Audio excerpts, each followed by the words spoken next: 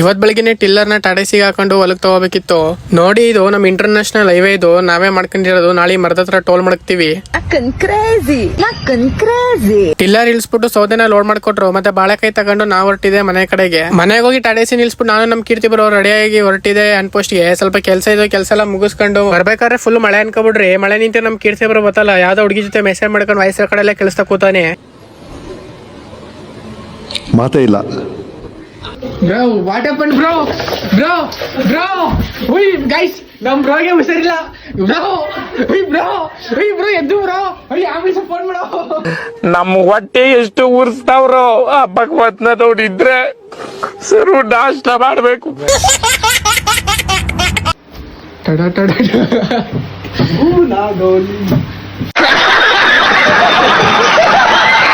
ಇವತ್ತು ಶ್ರಾವಣ ಅಲ್ವಾ, ಹಂಗಾಗಿ ಇದು ಫಸ್ಟ್ ಟೈಮ್ ಮನೇಲಿ ವೆಜ್ ಊಟ ಮಾಡ್ತಾ ಇದೀವಿ. ಡಾಮಸ್ ಕುಡಿ ತಂದ್ಬಿಟ್ಟು ನಮ್ ನಿಕ್ಕಿನ ಮಾತಾಡ್ಸಕ್ ಹೋಯ್ದ, ನಾನು ಸುಗುಡಿ ತೆಂಕೊಂಡು ನೋಡೋದೆ. ಶ್ರಾವಣ 2ನೇ ಊಟ ನಾನ್ ವೆಜ್. ಈ 3 ನಾಮ ಹಾಕೊಂಡಲ್ಲ, ಇವ್ರ ಮನೆಗೆ ಬಂದಿರೋದು.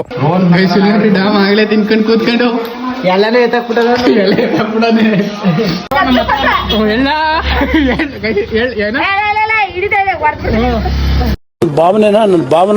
ಭಾವನಾತ್ಮಕವಾದ ಜೀವಿ ನಾನು.